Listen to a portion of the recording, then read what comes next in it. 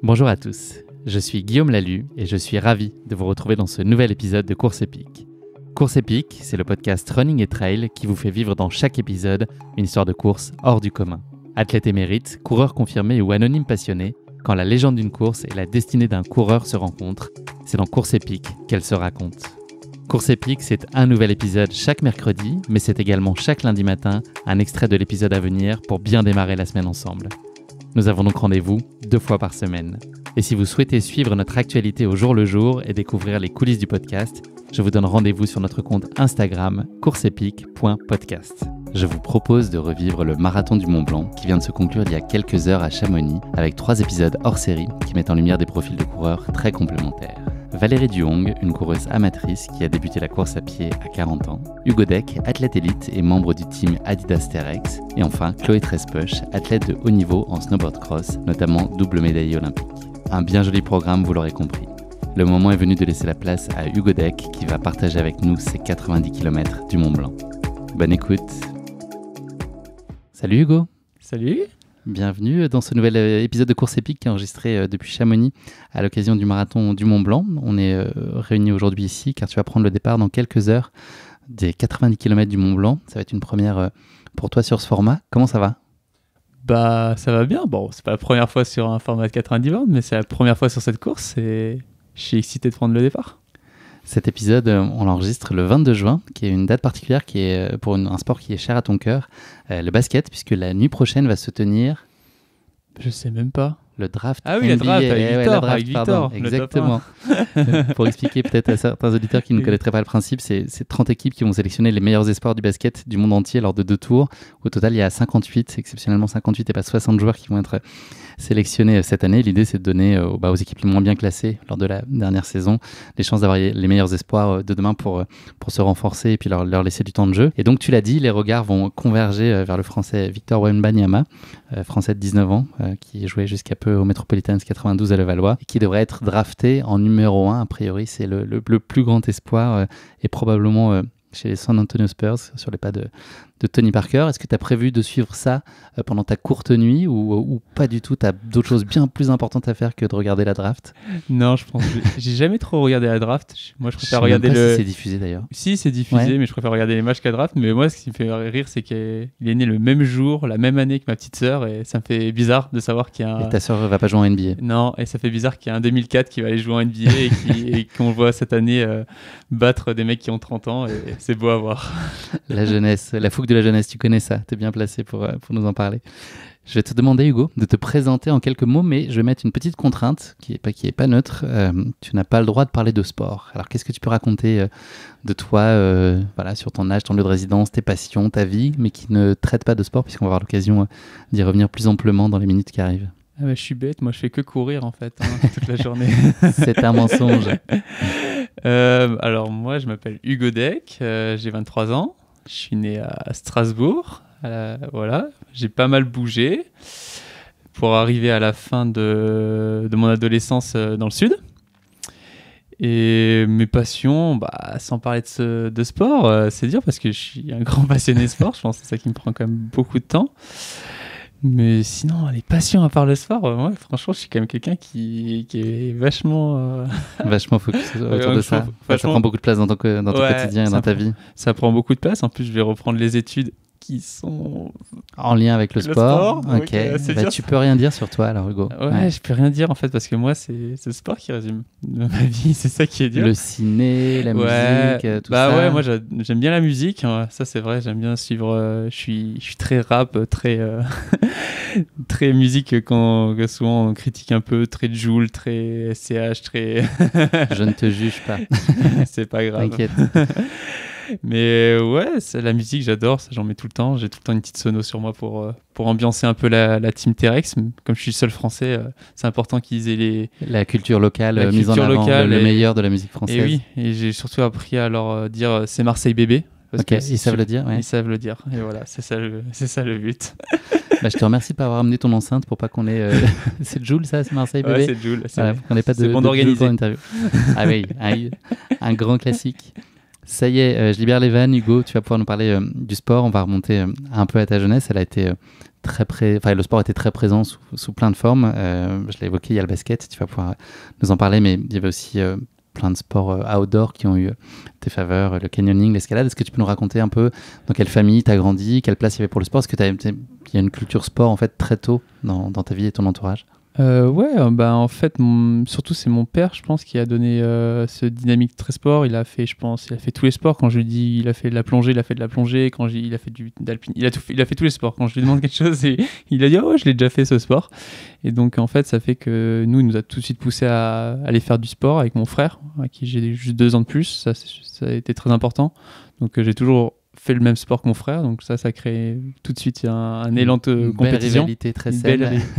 Vraiment pas sain, mais mais ça a tout de suite créé la compétition, peu importe le sport où j'allais.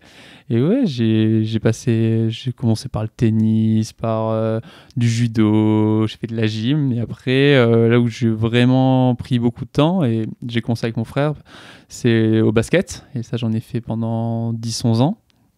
Et c'est ça qui a vraiment bercé mon adolescence, enfance. La notion de compétition, là, on plaisantait un peu sur la rivalité, mais c'était très présent, ou est-ce que c'est aussi des sports sur lesquels avant tout, toi, tu avais envie de prendre du plaisir, ou très tôt, tu as envie de te frotter à de la concurrence, entre guillemets, ou en tout cas, l'envie de te mesurer à d'autres? Ouais, sur les sports, quand je pratiquais, on va dire, plus de la randonnée, du canyoning ou de l'escalade avec mon père, il n'y avait pas trop de concurrence. C'était un sport outdoor, on voulait passer un bon moment. Mais tout de suite, quand j'allais comme sur les sports comme le basket, je trouve que c'est un sport quand même. Je sais pas, en tout cas, j'ai du mal à trouver juste le plaisir. T'as envie le but, c'est quand même de gagner à la fin du match. C'est même marqué sur les règles du jeu. Donc, non, mais le but, c'est de marquer le plus de points que l'autre. Donc, ouais, tout de suite, la rivalité, la compétition, elle a grandi très vite en moi. Et qu'est-ce qui te plaisait dans le basket particulièrement?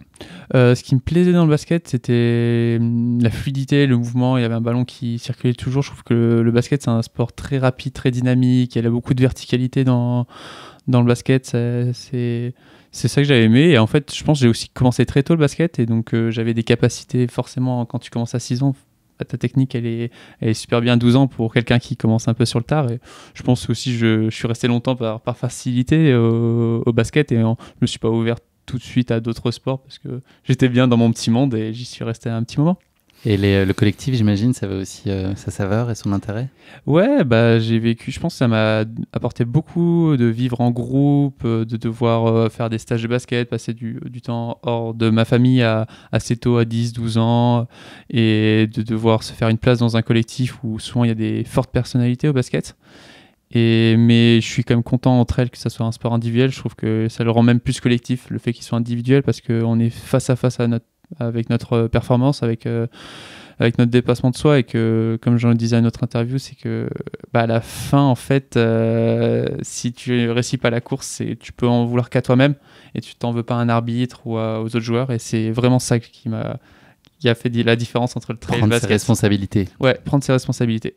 De qui on aurait pu trouver un poster dans la chambre dans ta plus tendre enfance? Il y en avait qu'un. Quel sportif? Sportive. Ouais. C'est marrant, je suis plus un grand fan de lui, mais quand j'étais jeune, j'étais grand fan de Nicolas Batum. Ok, basket donc. Ouais, basket, et ça, j'avais un poster de Nicolas Batum. Qu'est-ce qui s'est cassé avec Nicolas? Qu'est-ce qui marche plus? Je sais pas. Il t'a déçu? Il m'a un peu déçu, sa carrière, je sais pas. Non, mais j'ai adoré. On va revenir sur la fougasse de la jeunesse. Moi, j'ai toujours aimé un peu comme à l'époque où Thibaut Pinot il commençait à venir dans le vélo, Romain Bardet. Moi, j'ai un peu grandi avec cette génération-là. Et Nicolas Batum, il avait fait la draft un peu quand j'avais commencé le basket, où j'étais un peu plus à fond dans le basket. Et donc, je l'avais suivi aller à la draft, son début en NBA. C'est ça qui m'avait. En fait, j'avais aimé suivre son parcours. Sa trajectoire, ouais. Ouais, je pense que c'est comme certains pour Victor Wembanyama, je pense qu'il va en inspirer beaucoup. La course à pied, est-ce que tu peux nous raconter comment elle a trouvé sa place dans sa vie? Je crois qu'il y a eu un déclic le jour où tu as été suivre ton frère au Trail des Baous. Est-ce que c'est vraiment le jour où tu as eu le sentiment qu'il fallait que tu t'essayes, plus particulièrement la discipline? Je pense que tu as passé pas mal de temps en dehors, mais en tout cas, vraiment d'exprimer ce désir et mettre un nom finalement sur cette pratique et cette envie de porter un dossard. Elle est née ce jour-là? Ouais, en fait, moi j'ai eu une grande lassitude avec le basket, donc il fallait trouver autre chose. Donc j'étais un peu dans une période, je pense beaucoup d'adolescents ont connu ça au lycée, où on sait plus trop quoi faire. Il y avait trop de basket dans ta vie? Peut-être pas trop de basket, mais ça faisait 10 ans, j'avais fait le tour de la question, j'arrivais pas je voyais pas un avenir dans le basket en moi, j'arrivais pas à voir plus loin, quelque chose qui me donne envie avec le basket. Donc j'ai arrêté vers les 17 ans, 16 ans. Et je faisais beaucoup de vélo tous les étés avec mon père et mon frère pour aller voir le Tour de France, les choses comme ça. Ça m'a donné quand même vachement l'amour du sport d'endurance. Et je m'étais essayé à quelques courses de vélo l'été d'avant, en fait. Et à la base, je voulais vraiment faire du vélo en sport d'endurance, mais j'ai fait une course où je passe en tête au col. Mais je crois que je finis 30e parce qu'il y avait des descentes et je me suis dit, j'ai pas peur en descente, je pense que je suis assez bon en descente en trail, mais en vélo, on voit encore, il y a eu une triste nouvelle la semaine dernière. Triste nouvelle, et je pense que c'est vraiment un sport très dangereux et je suis heureux de ne pas avoir voulu continuer dans ce sport. Et ouais, quelques mois après, là, je faisais plus trop de sport et quelques mois après, j'ai vu mon frère qui, en fait, il préparait l'Ironman de Nice. À l'époque, c'était un peu, il était très jeune aussi. On a un peu ce côté-là dans la famille de tout de suite faire. À 19 ans, il a fait l'Ironman. C'est pas non plus fréquent à cet âge-là. Ouais, c'est très jeune.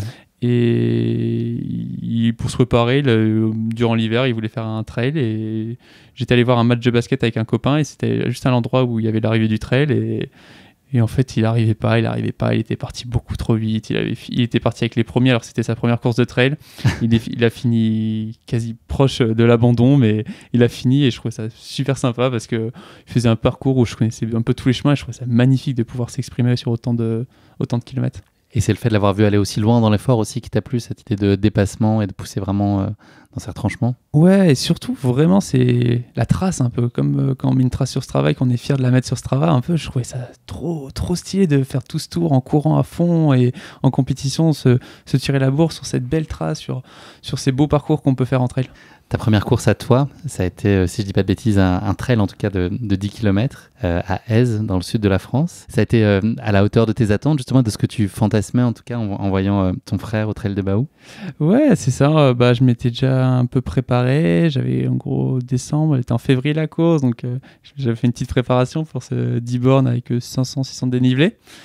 Et ouais, c'était aux attentes. J'ai fini 3e ou 4e, j'ai fini. Moi, j'ai 3e sur mes fiches. Je crois que je finis 4e.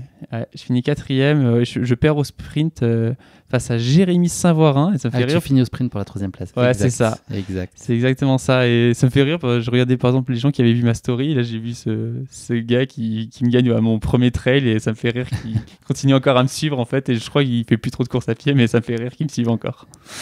Comment est-ce qu'il s'est précisé ton appel vers des plus longues distances? Est-ce que tu as aussi senti très vite que tu allais avoir envie de pousser plus loin et plus longtemps? Ouais, alors après avoir eu ce déclic là de vouloir faire du trail, moi j'ai vraiment un peu, je pense comme tout le monde, j'ai cherché sur internet ce qui se passait dans le trail. Moi je suis tombé vachement sur les Ultra Trail World Tour avec, à l'époque il y avait la Diagonale des Fous, il y avait l'UTMB, il y avait Madère, il y avait ces courses là. Et en fait, pour moi, le trail, c'était l'ultra trail. C'était pas. Après, j'ai connu après Cyril Zegama, mais je l'ai connu après, en fait. Et donc, moi, quand j'ai commencé le trail, c'était pour faire l'UTMB pour ces courses-là. Très vite, tu as eu ça en tête? Ah oui, moi, quand j'ai commencé le trail, je me suis dit, la course. Pour moi, l'UTMB, c'était un peu comme le Tour de France quand tu commences le vélo. Je veux dire, c'était pareil, ouais. C'était un peu dans cette même optique. Et donc, ouais, c'est pour ça que en fait, l'ultra, c'était tout tracé. C'est ça que je voulais faire. On va parler plus particulièrement des courses que tu as déjà courues à Chamonix dans le cadre du marathon du Mont Blanc. Si je saute un peu dans le temps, donc tu es jeune, tu nous l'as dit, tu as 23 ans, mais tu as déjà un palmarès et des références qui sont très évocatrices. Tu as gagné notamment l'UTCAM, le 50 km en 2021, une 5e place à la CCC en 2021, la victoire au Swiss Canyon Trail en 2022. Tu as fini premier sur un format 100 miles qui était ton premier à Nice by UTMB, en tout petit peu moins de 24 heures. Quelle est selon toi ta course la plus aboutie à ce jour et pourquoi? Qu'est-ce qui a fait que c'était la course que tu as le mieux réussi? La course que j'ai mieux réussi, je pense, en fait, c'est physiquement, c'est la CCC quand même. Je pense une 5e place à CCC, ça parle toujours à tout le monde. Et j'ai réussi à ce jour-là avoir un niveau assez exceptionnel. Et ouais, j'ai réussi à aller loin, tout était bien et très abouti. Et à la fois mentalement, je suis super fier de ma victoire au 100 miles.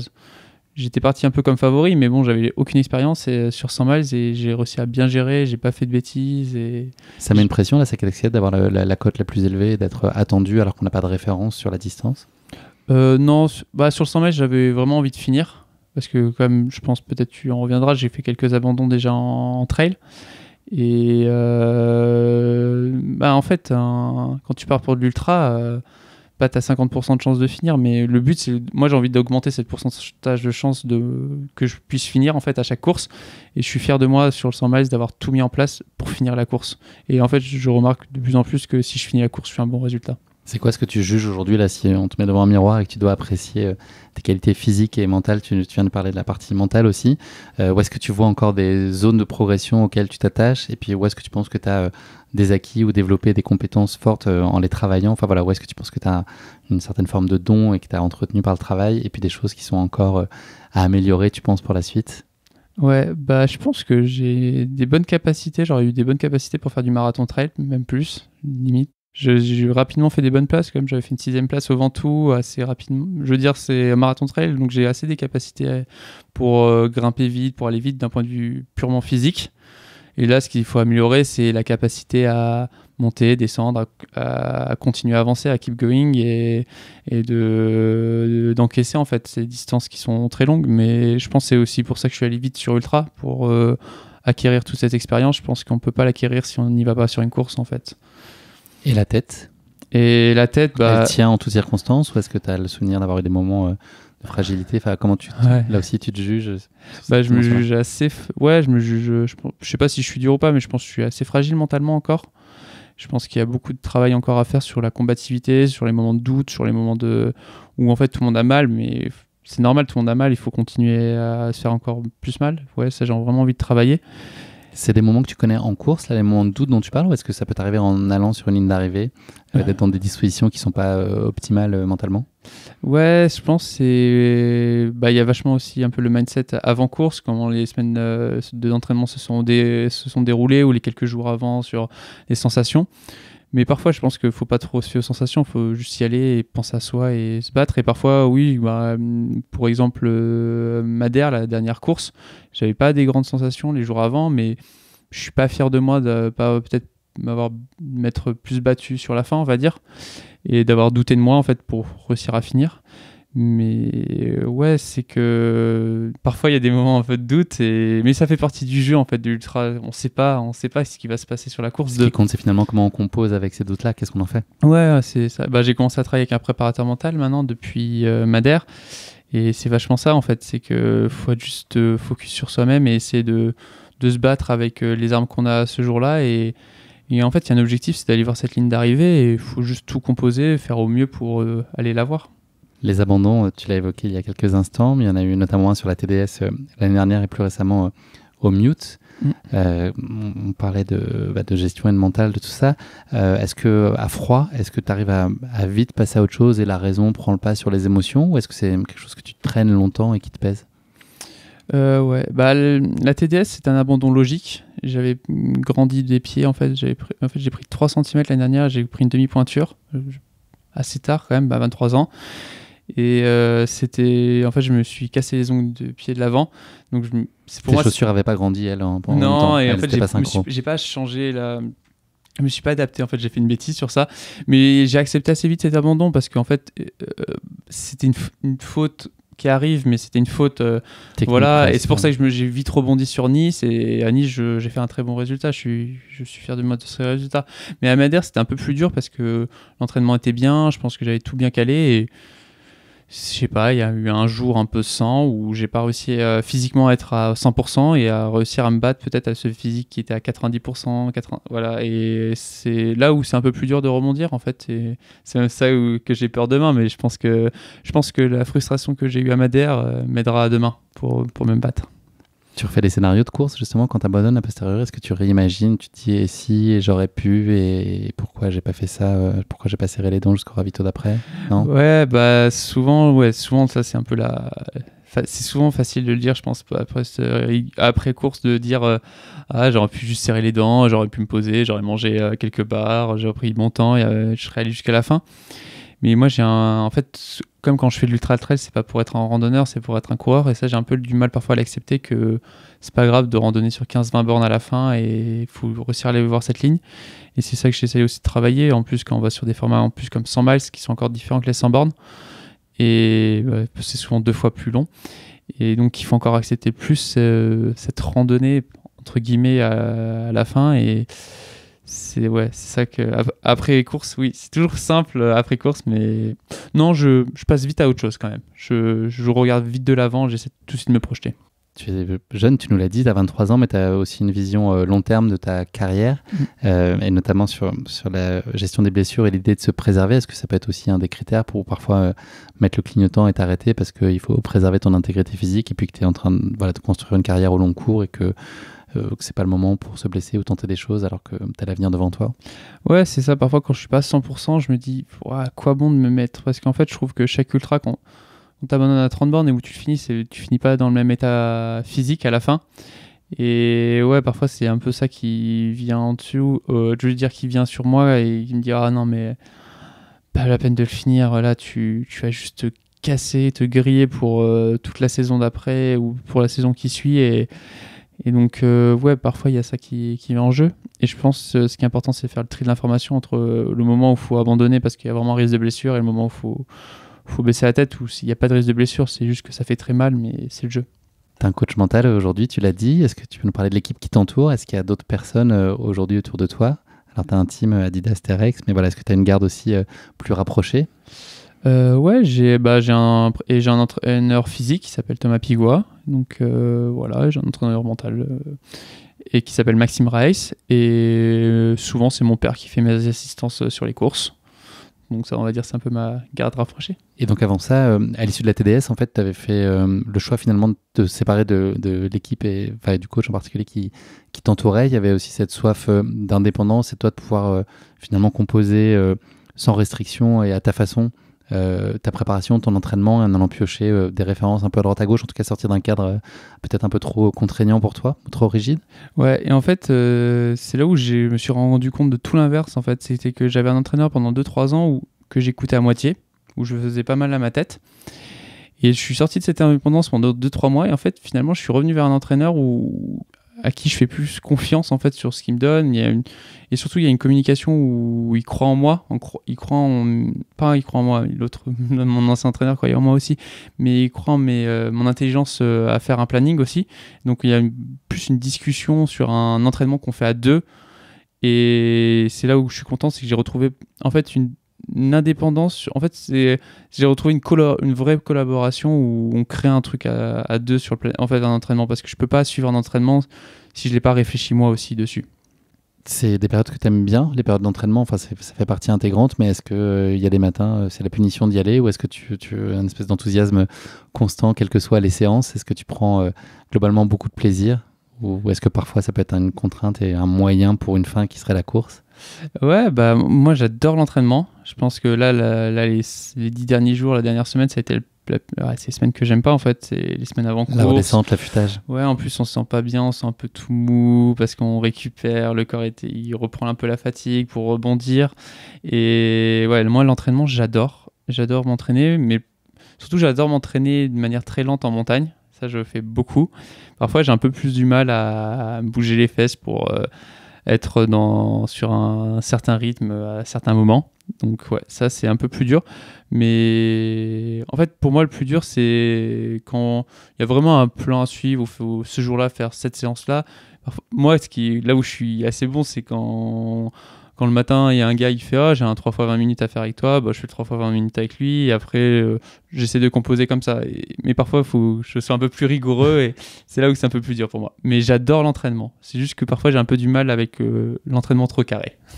On peut parler de quoi comme volume horaire là, sur une semaine quasiment de pic en préparation, là, sur des formats longs ou très longs, type 100 miles ou 100 km, ça peut aller jusqu'à prendre quelle place dans une semaine? Ouais, bah, j'ai vachement diminué mon volume d'entraînement par rapport à l'année dernière, où j'avais atteint des 1000 heures en entraînement dans une année, et où je faisais parfois des semaines à plus de 30 heures en pic. Là, par exemple, pour le 90, je crois que j'ai pas dépassé, j'ai fait un peu plus de 20 heures, 22 heures, quelque chose comme ça, 22, 23 heures. Mais je fais beaucoup moins de vélo, je fais beaucoup plus de spécifique, et ça fait que on met forcément moins de volume quand le vélo aide beaucoup à mettre du volume. Donc ouais, mais encore, je pense que ça peut aller ça peut approcher les 30 heures, sur un 100 miles, et c'est un peu en dessous, vers les 25 heures sur un 100 bornes. Et tu croises donc aussi, tu mets un peu de VTT, de vélo quand tu peux? Pas trop cette année. Okay. Cette année, j'en ai pas trop mis, et j'ai un peu du mal à faire du vélo quand je cours, parce que quand tu cours, quand tu as la forme en course à pied, tu n'as pas forcément la forme en vélo, parce que tu as les jambes un peu fracassées et c'est dur de bien pousser sur les pédales. Mais j'avais beaucoup, en tout cas, j'ai beaucoup croisé en commençant le trail depuis tout le temps, et juste cette année, j'ai un peu moins croisé. Merci beaucoup Hugo. On va passer maintenant à notre rubrique qui est le questionnaire de Proust. C'est des questions extrêmement philosophiques sur toi. Il y a 3 questions. J'ai 3 questions pour toi. La première, une erreur ou un imprévu de la vie qui t'a particulièrement fait apprendre. Une erreur ou un imprévu de la vie. Oh. Un incident de course, une décision que tu as prise, quelque chose d'accidentel. Est-ce qu'il y a un moment particulièrement marquant de ta vie qui a pu être un choix décisif ensuite Ouais, bah, je pense quand même le coup des ongles là sur la TDS, hein, où je me pète les ongles, plus m'écouter en fait, et de partir. Maintenant, je fais quand même le choix toujours de la chaussure qui me va, pas forcément la plus légère, la plus dynamique, la chaussure qui me va vraiment bien et avec laquelle je vais pouvoir finir la course, on va dire. Ouais, ça c'est un enseignement. Un bon enseignement. Si tu pouvais changer une chose chez toi. Une chose. Mon impatience parfois. Est-ce que tu es impatient que l'interview se termine? Non, rassure-moi. Non, là ça va, on passe un bon moment, mais... L'impatience. Ouais, l'impatience, j'ai envie de tout gagner tout de suite, j'ai envie d'être tout de suite fort, mais aussi l'impatience, ça c'est pas très grave, mais l'impatience dans la vie de tous les jours, parfois je suis quelqu'un un peu de...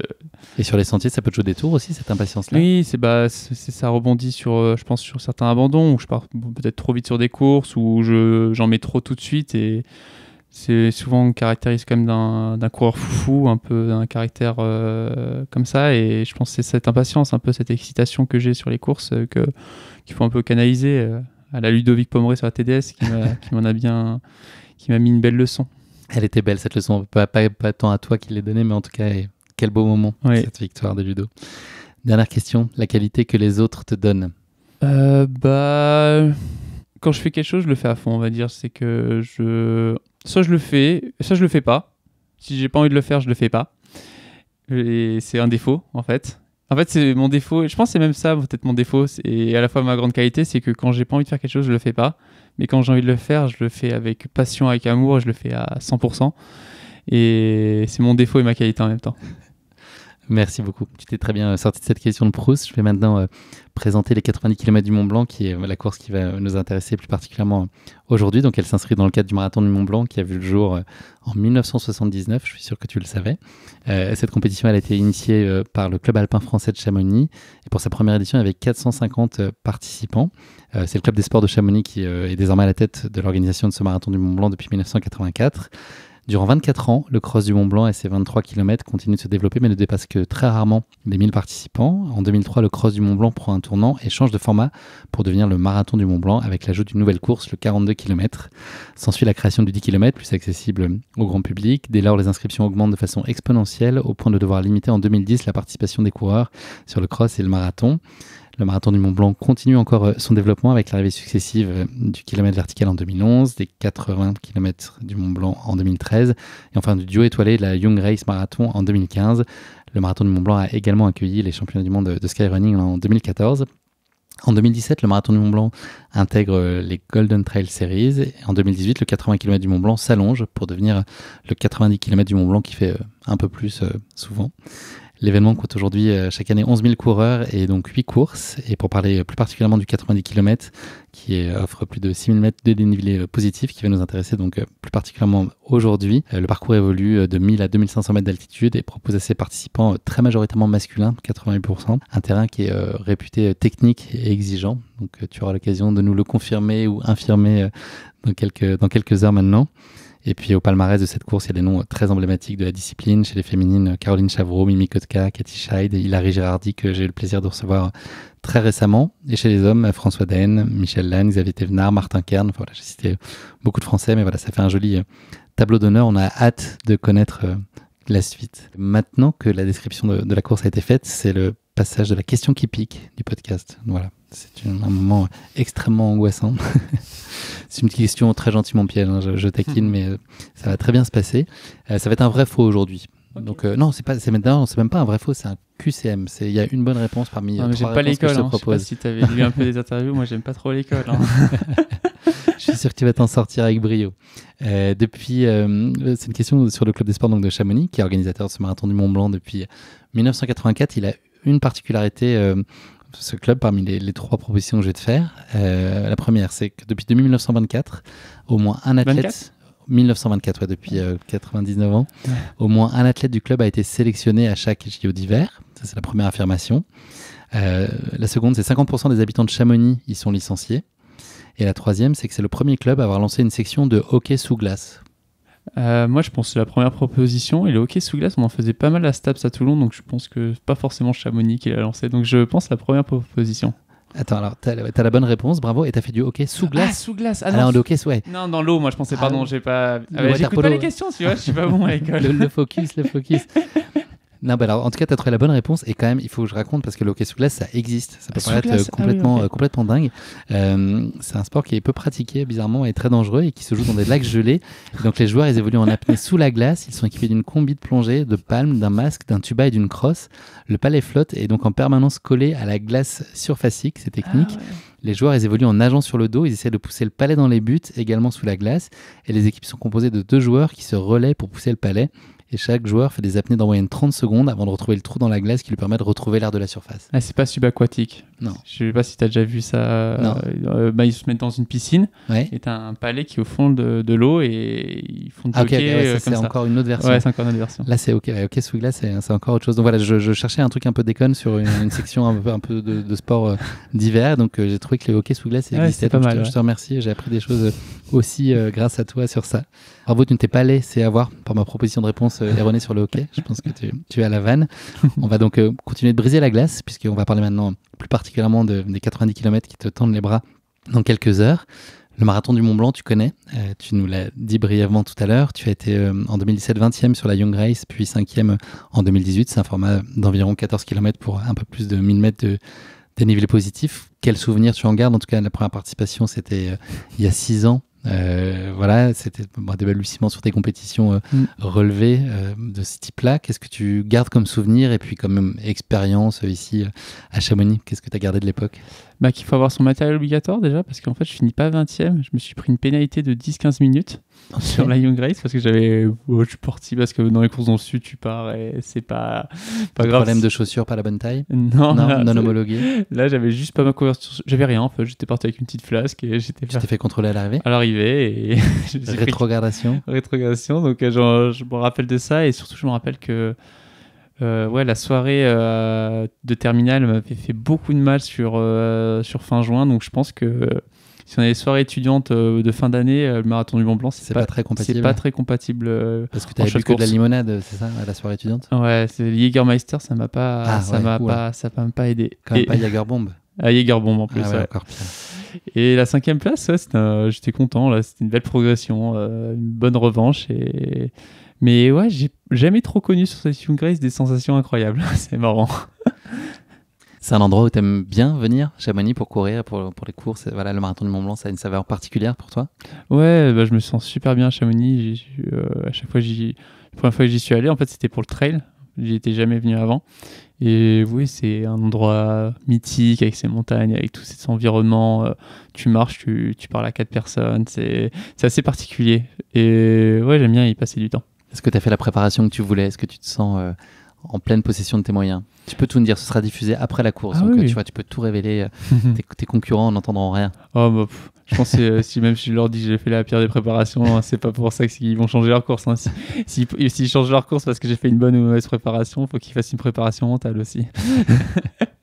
Mais ouais, non, ma préparation, c'est super bien passé. J'ai réussi à faire des blocs d'entraînement que je voulais. J'ai réussi à faire dans les intensités, dans les choses comme ça. Je me suis vraiment bien entraîné.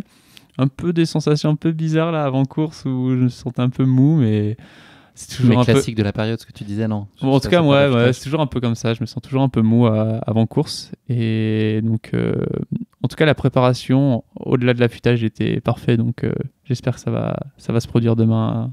On va le voir demain. Tes ambitions sur la course, est-ce que c'est une position? Est-ce que c'est un temps? Est-ce que c'est du plaisir et de la performance et faire le mieux possible?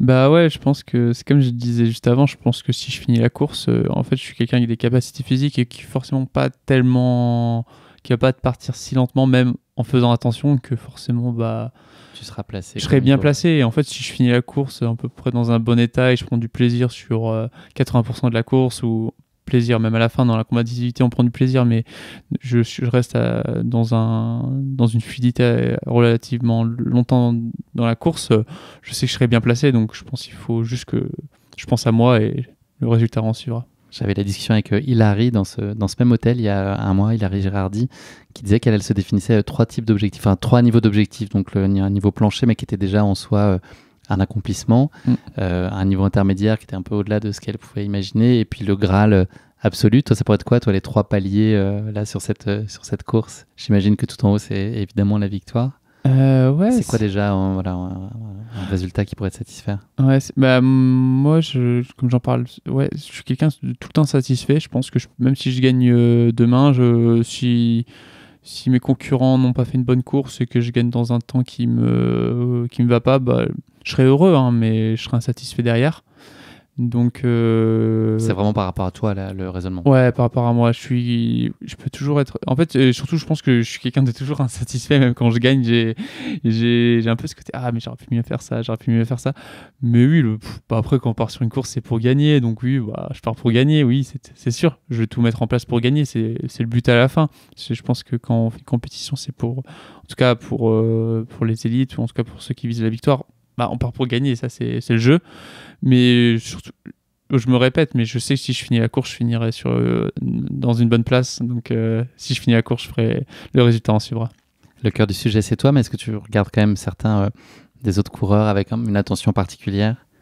Ouais, bah, je pense qu'on a le plateau, c'est pas le plateau du marathon. Cette année, il y a quand même un petit grade en dessous, mais il y a un beau plateau. Après, il y a Dimitri, je sais qu'il vient pas, mon compatriote d'Adidas Terex, mais on a un beau plateau. Bah, forcément, je pense que le favori de la course, c'est clairement Germain, avec Germain Grangier, avec toute l'expérience qu'il a déjà acquis. Il est vers la trentaine. On voit que vers la trentaine, c'est là où il y a les plus belles performances de tous les athlètes. Je pense que donc Germain est archi favori sur cette course. Après, je retrouve mon ami chinois Minky, qui en avait partagé un peu à la TDS quelques moments, et c'est juste pour blague à part, il a quand même, à la sortie de Bourg-Saint-Maurice, il a appelé sa copine au ravito, il a appelé sa copine en FaceTime en pleine course. Je sais pas, moi j'ai trouvé ça assez incroyable. Ouais, j'étais à côté de lui, un peu fatigué, je le vois appeler sa copine en FaceTime, je me suis dit, bah moi ma copine, j'ai pas envie de l'appeler à ce moment-là.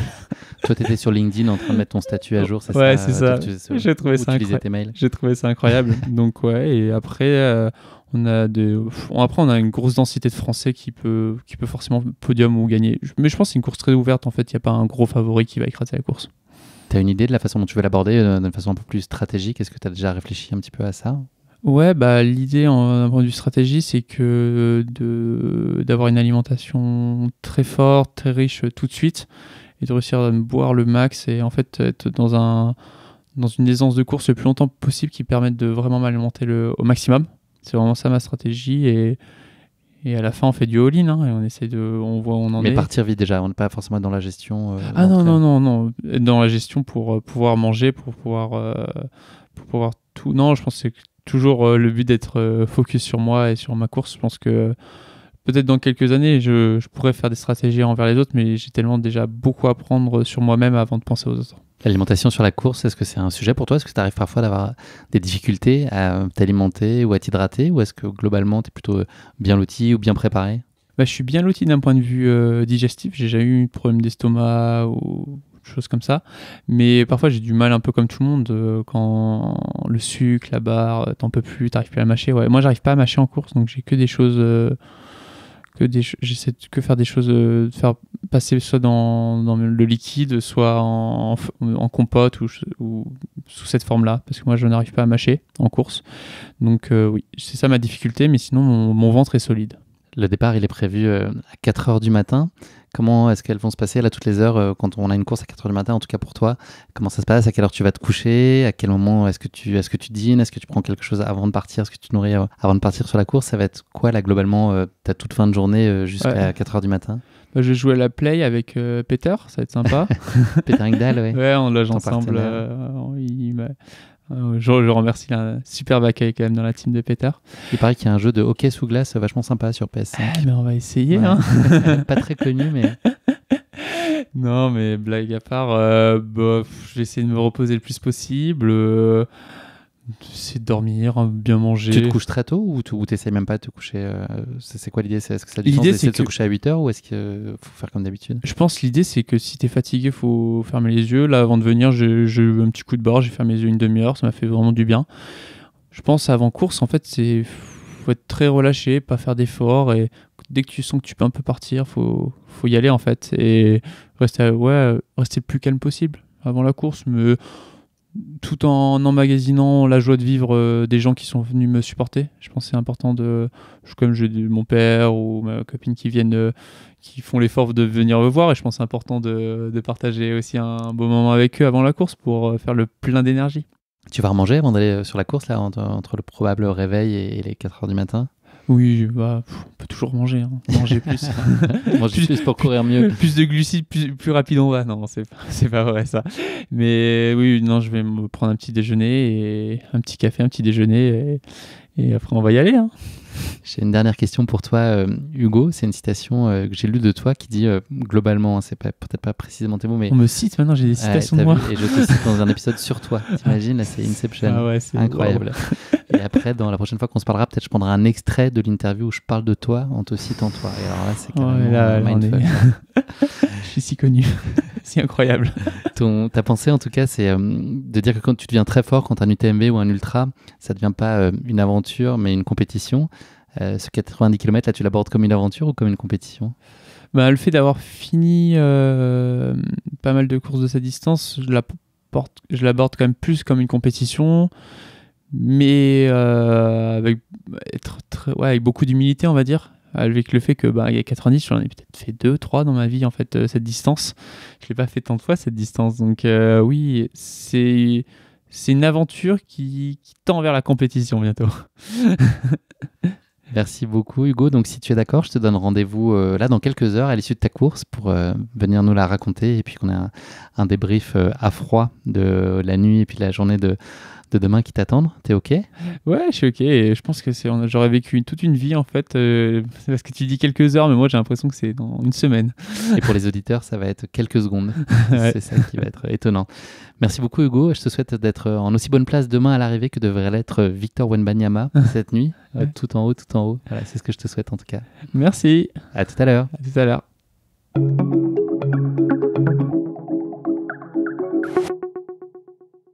Salut Hugo. Salut. Un claquement de doigts et nous revoilà. Ouais. On le fait. Réapparition, changement de contexte pour ceux qui vont peut-être voir la vidéo. On est dehors, il y a des petits bruits d'oiseaux. C'est pas de la post-production, c'est pas du sound design, il y a vraiment des oiseaux à côté de nous. Ouais, on n'a pas mis un hélico comme au mondiaux là, pour faire, alors que c'était un drone. Est-ce que je retrouve un Hugo heureux aujourd'hui? Ah ouais, super heureux du déroulé de la journée, c'était incroyable. Une 3e place donc, on va pouvoir en parler. Il y a le podium donc dans quelques minutes. Il a une saveur particulière celui-là? C'est marrant, c'est que je m'accroche pas beaucoup au podium. Moi, le partage d'émotions, il était surtout hier sur la ligne d'arrivée. Le podium, on va dire, c'est plus pour les photos, mais hier, on va dire, en passant cette ligne d'arrivée, ça avait beaucoup de saveur. Plus d'émotions que le protocole qui suit. Je reviens un petit peu en arrière sur ta course, enfin sur ton avant-course. On s'est quitté, tu savais pas trop de quoi ta soirée et ta nuit allaient être faites. Est-ce que tu as trouvé le sommeil? Combien de temps tu as dormi finalement? Comment ça s'est goupillé les heures d'avant? C'était pas facile de trouver le sommeil avant la course. Il y avait l'excitation, le petit stress, l'envie de partir, un départ à 4 heures, t'as peur de rater le réveil et tout. Donc je pense que j'ai dormi 2-3 heures, pas beaucoup plus. Mais tu t'es levé quoi, 3 heures avant? Je me suis levé à 2 heures du matin, 2 heures avant. Ouais, c'est une course longue, j'ai pas besoin de manger beaucoup avant. Il y a le temps de digérer déjà. On avait une belle montée où on avait le temps de digérer le petit déjeuner. Mais oui, j'ai réussi à trouver le sommeil, mais pas beaucoup d'heures. Mais bon, il y a une telle excitation avant la course que c'était pas très grave. En entr'ouvrant les rideaux, tu as eu le plaisir de voir une jolie pluie fine qui vous attendait. Ça va, les conditions météo qui étaient sur le départ, ça t'a pas particulièrement préoccupé? Non, en fait, il y a eu la pluie juste en sortant de l'appartement, mais après, au départ, il y avait quasiment plus de pluie, où c'était vraiment... on la sentait même pas, donc c'était pas du tout dérangeant. Comment s'est passé ensuite le départ de la course? Vous êtes partis en groupe, un beau paquet. Est-ce que tu peux nous raconter un peu les tout premiers kilomètres de course et puis toi, les toutes premières sensations à ce moment-là? Ouais, bah en gros, on est parti sur un groupe de 20 à peu près.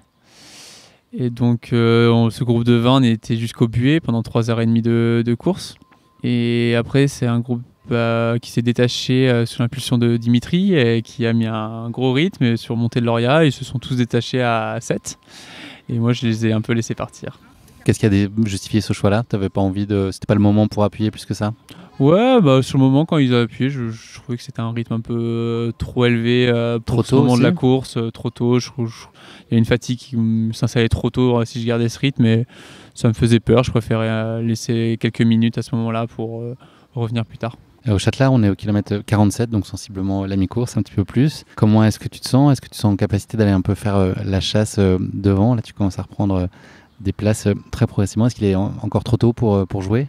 Non, à Châtelard, bah, je me suis dit, si t'as pas mal aux jambes là, de toute façon, tu peux pas faire trop de bêtises au bout de la mi-course. Ça a forcément une petite fatigue qui fait que tu vas pas faire une VMA au milieu de la course. Bah, ça veut dire que ça fait déjà 4-5 heures que tu cours, tu peux pas non plus faire n'importe quoi. Donc à partir de là, j'ai essayé l'idée, c'était de gagner la course à partir de ce moment-là. Donc j'ai essayé de tout faire pour remonter tout en gérant. Hein. J'ai pas non plus fait un fractionné, mais en prenant plus de risques à partir de Châtelard pour espérer la victoire. Et bon, c'est comment ça s'est conclu. Tu as dépassé Dimitri Mitaev qui était premier pendant une bonne partie de la course. C'était un bon signal aussi. Tu l'as dépassé en tout cas au kilomètre 54 à Catogne, tu es passé devant. Ton sentiment, enfin voilà, le fait de le dépasser, ça confortait ton ressenti sur le fait qu'il y a un truc à jouer? Ouais, bah en vrai, surtout, c'est que je me suis vraiment pas focus sur les autres et je savais que j'avais des telles jambes encore au bout du 47e kilomètre que j'avais pas peur en tout cas de remonter sur...